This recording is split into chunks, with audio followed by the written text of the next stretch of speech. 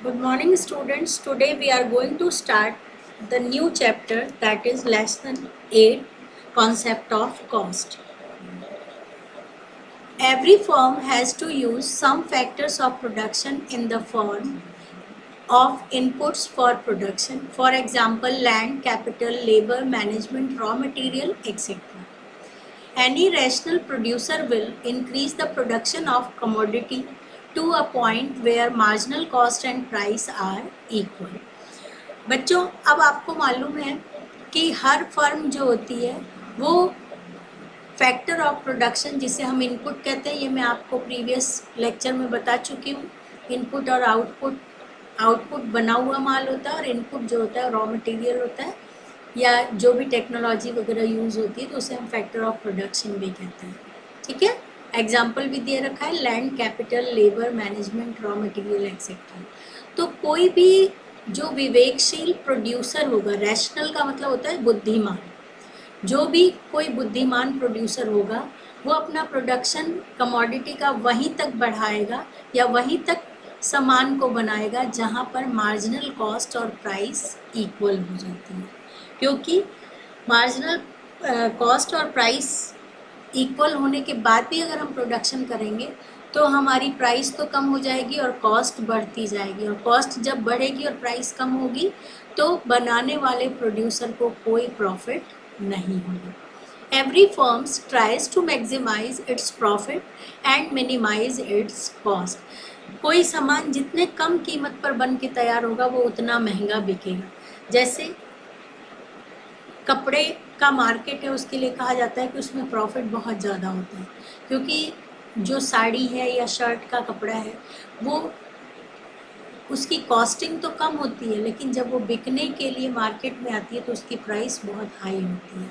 तो प्राइस और कॉस्ट के बीच में जो डिफरेंस होता है, पॉजिटिव डिफरेंस, वो प्रॉफिट को शो करता है। To understand these facts we have to study the concept of cost in detail. अब ये प्रॉफिट, लॉस, कॉस्ट, इन सब को समझने के लिए हमें कॉस्ट की कॉन्सेप्ट को डिटेल में समझना होगा। इकोनॉमिक्स के अंदर कॉस्ट का जो मीनिंग है वो बहुत वाइड एरिया में लिया जाता है। इकोनॉमिक्स में कॉस्ट जो होती है उसे हम अगर डिफाइन करें तो हम ये कह सकते हैं कि कॉस्ट जो होती है,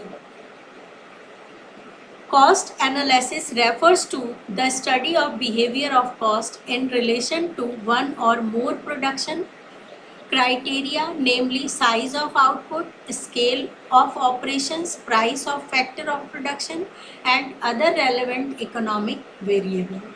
अगर सिंपल लैंग्वेज में हम कहें तो इकोनॉमिक्स में जो भी एक फर्म का खर्चा होता है इनपुट्स के ऊपर, कोई भी आउटपुट को बनाने के लिए, उस खर्चे को हम क्या कहते हैं? कॉस्ट कहते हैं। यही आपकी बुक में भी लिखा हुआ है। In economics the expenditure of a firm, किसी फर्म का खर्चा किस चीज़ पे? On inputs. और इनपुट्स क्या होते हैं? Factor of production, like machinery, land, labour, capital, इन सब पे जो खर्चा होता है किसी भी आउटपुट को बनाने के लिए या किसी भी गुड को या कमोडिटी को बनाने के लिए, वो खर्चा या एक्सपेंडिचर क्या कहलाता है? कॉस्ट कहलाता है।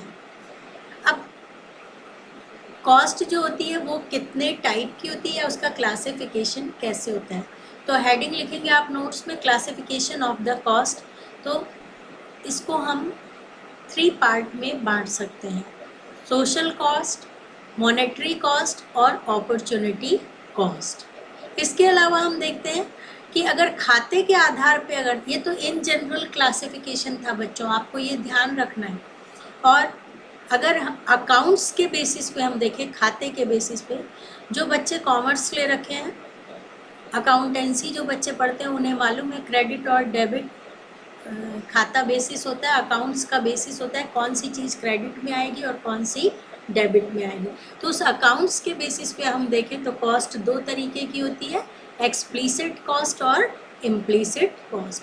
बहुत ध्यान से समझते हुए पढ़ना है, क्योंकि जब हम मार्केट का इक्विलिब्रियम पढ़ेंगे तो हमें ये जो स्टार्टिंग के चैप्टर हैं ये सारे अच्छी से क्लियर होने चाहिए।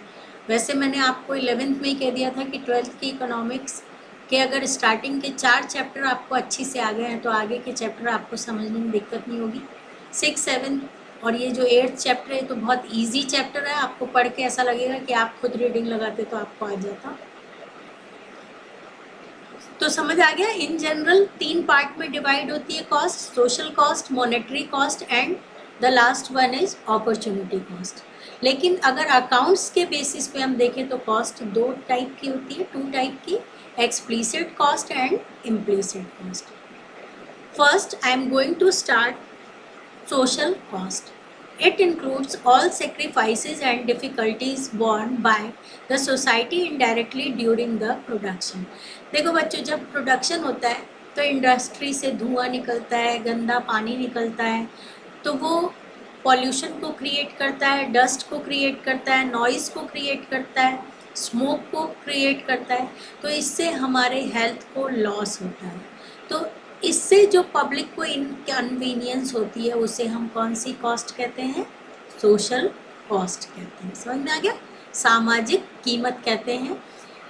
और इसको एस्टिमेट करना बहुत कठिन होता है क्योंकि हर आदमी के ऊपर स्मोक का अलग अलग इफ़ेक्ट होता है, हर आदमी के कान में आवाज़ का अलग अलग इफ़ेक्ट होता है, तो इसलिए इसको एस्टिमेट करना यानी इसको कैलकुलेट करना थोड़ा मुश्किल होता है। समझ आ गया? सोशल कॉस्ट तो बहुत ईजी था कि जब मान लो किसी इंडस्ट्री के पास आपका घर है तो जब मशीनें चलती है, हैवी मशीनें, तो बहुत आवाज़ होती है, वहाँ हम सो नहीं सकते, बैठ नहीं सकते, वाइब्रेशंस होती हैं। इसके अलावा इंडस्ट्री से निकलने वाला धुआं बहुत हार्मफुल होता है, वो हमारे लंग्स, कैंसर वगैरह को जन्म देता है, लंग्स में इन्फेक्शन हो सकता है, डस्ट के कारण हम स्नीज़ करने लग जाते हैं, हमें कॉफ हो जाता है, खांसी जुकाम जिसे हम कहते हैं। फिर सेकंड है opportunity cost. This is also known as alternative cost. This is incurred mainly on rare and scarce resources. We know that each factor of production has alternative uses. अब बच्चों ये आप पहले से जानते हो opportunity cost next best alternative को कहते हैं। जैसे एप्पल और बनाना का एग्जाम्पल आपने पढ़ रखा है कि हमारे पास फिक्स्ड रिसोर्स है, हमारे पास पैसा फिक्स है, हमारी इनकम स्केयर रिसोर्स है, तो हम क्या करते हैं उसी रिसोर्स से हमें 2 चीज़ें खरीदनी है तो हम एक को सेक्रीफाइस करेंगे तभी हम दूसरे को खरीद सकते हैं, उसे हम कहते हैं opportunity cost. Opportunity cost is equal to the value of next alternative use which is sacrificed or given up.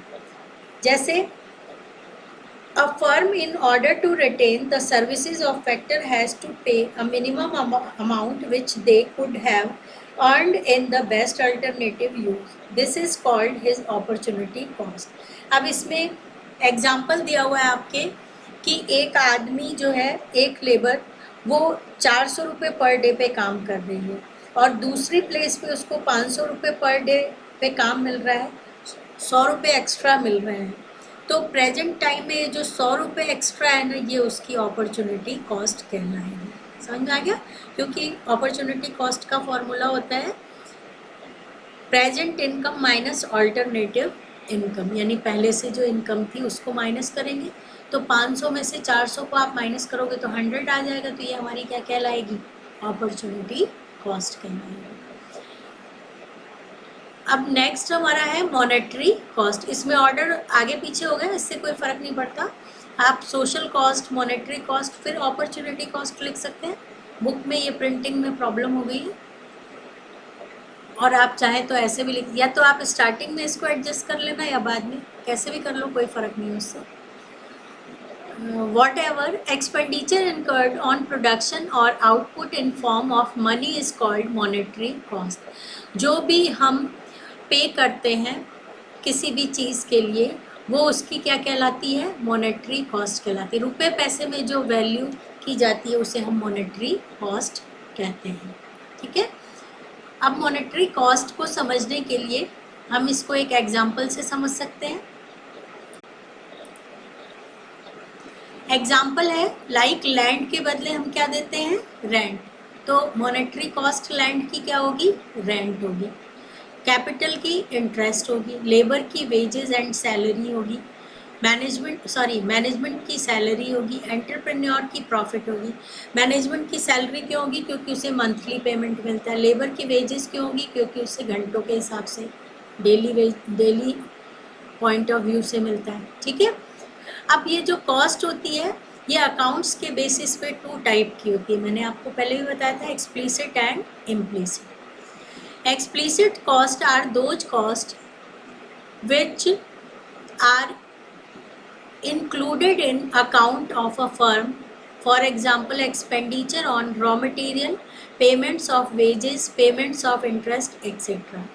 देखो बच्चों, जो कॉस्ट हम डायरेक्टली पे करते हैं दूसरे को, उसे हम क्या कहते हैं? एक्सप्लिसिट कहते हैं। एक्स का मतलब होता है बाहर निकलना। जो पैसा हमारे हाथों से बाहर निकलता है वो एक्सप्लिसिट कॉस्ट कहलाता है।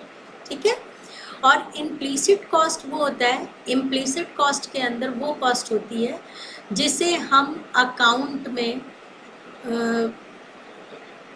ऐड नहीं करते हैं। जैसे हम खुद अगर कोई काम एज अ एंटरप्रेन्योर हमने कोई बिजनेस शुरू किया तो हम अपने आप को पैसा ले तो रहे हैं लेकिन हम उसे अकाउंट में नहीं लिखते हैं। जैसे हमारी खुद की ज़मीन, हम उसके बदले लैंड के बदले हम अपने आप को रेंट नहीं दे रहे, वो पैसा हमारा घर में बच रहा है तो उसे हम प्रॉफिट समझ लेते हैं। समझ में आया? तो जिसका हम पेमेंट नहीं करते हैं, खुद से खुद काम करते हैं, उसे हम कहते हैं इम्प्लिसिट कॉस्ट। जैसे कोई अपने घर में सर्वेंट लगा ले या मेड रख ले और उससे खाना बनवाए तो वो उसको पेमेंट करेगा, वो एक्सप्लिसिट कॉस्ट होगी। लेकिन कोई की मम्मी खुद खाना बनाती है या मैं हाउस वाइफ हूँ, मैं खुद खाना बनाती हूँ, अपने आप को मैं कोई सैलरी नहीं दे रही हूँ, तो ये अकाउंट में नहीं लिखा जाएगा, तो इसे हम कहेंगे इम्प्लिसिट कॉस्ट। ये तो हमारा था meaning of cost, classification of cost और कॉस्ट कैसे ओरिजिनेट हुई है, इम्पोर्टेंस ऑफ कॉस्ट हमने पढ़ा।